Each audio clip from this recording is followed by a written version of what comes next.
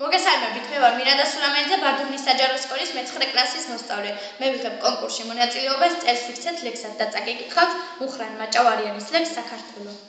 მაშ თქვენ ფიქრობთ, რომ არ ყოლიან მტერი რუსთავებს, არ გაქცევია სამშობლო და სულთა მხუთავებს და მარტოოდენ უიმედო ტრფობის ბრალია, თუ ამ ქართველმა უცხოეთში სული დალია, იქნებ ტრფიანმა გადახვეწა ყველა მელექსე, თეიმურაზი არჩილი მეფე ვახტანგ მეექვსე, საბა სულხანი გაახვია ბერის კაბაში, თავ შესაფარი დაუკარგა ბესიკ გაბაშვილს, მამულს მოსტაცა სამუდამოდ გურამიშვილი და ბარათაშვილს ამოხადა სული შიმშილით, იქნებ ტრფიანმა ჭავჭავაძეს ესწორლა ტყვია და ან მაჩაბეს გაუწოდა ხელი სამიწე, ან იქნებ მასაც სიყვარულის სახელი ქვია რა მაჩეშალამთის არწივი მოჩხუბარიძე, არა, ქართველ გზაროდის არის ასე იოლი თვითმკვლელობა ათენში დიდი საქმის დაწყება, სარკმელს გააღებს გულამხრეული გალაქტიონი და ქვაფენილზე შურდულივით დაინარცხება, იქნებ გონიათ დადუმდეს ენა ვერ მოესწრებით არადავერა, ერეკლე მეფე ხომ არ გონიათ ახმობა მოხცეთ არადავერა, შოთა რომ არა კიდევ რომ არა, ვაჟა რომ არა კიდევ რომ არა,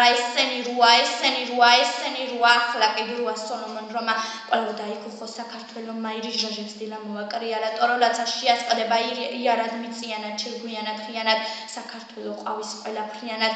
ძნელია საქართველო მეტეხო დადიღმის ველო, მოდიოდე და ფიქრობდე ეს არ არის საქართველო, ნაკუც კი არა საქართველოს გაუმარჯოს მთლიანად, ტყეებს, ველებს, წყაროს, მდელოს მთლიანად საქართველოს მოთმინების ფიალას.